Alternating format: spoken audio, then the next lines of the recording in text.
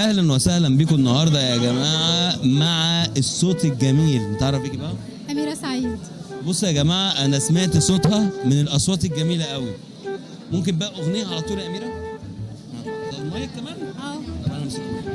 لا والله امسك. أول حاجة شعبي كده ولا إيه؟ ماشي اللي انت عايزاه.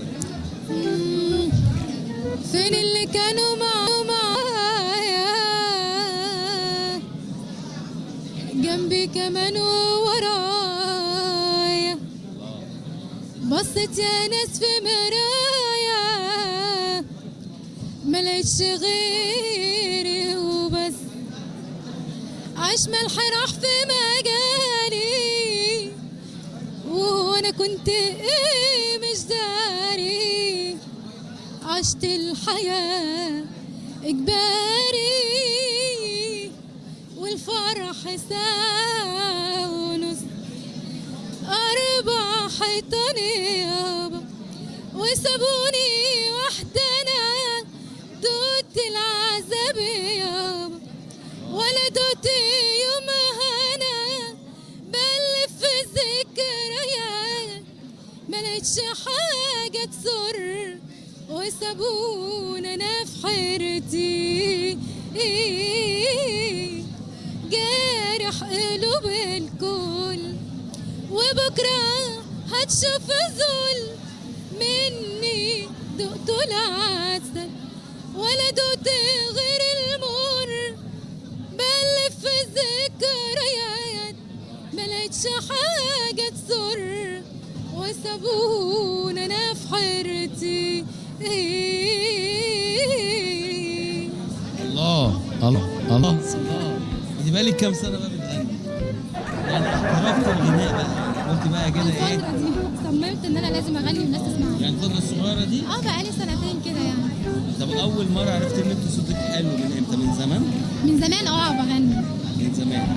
بعدين طلعت دلوقتي قلت لازم ان انا اغني وعندي حلم وعايزه احققه، الناس غنيتي في تسمع حاجات صوتي. قبل كده يعني مثلا؟ انا غنيت مع استاذ امير كرارة في برنامج سهرانين. تمام. وغنيت تتر مسرحيه كنز الدنيا الاستاذ اشرف عبد الباقي. تمام. عملت حلقه مع استاذ اسعاد يونس. حلو، صاحبة السعاده. ومع الفرفوش. طبعا. ده شرف ليا. ده شرف ليا شرف ليا والله. والله. ميرسي جدا لحضرتك. منوره النهارده. ربنا يخليك. اسمع بقى حته صغيره تاني بقى. قديم؟ قديم بقى.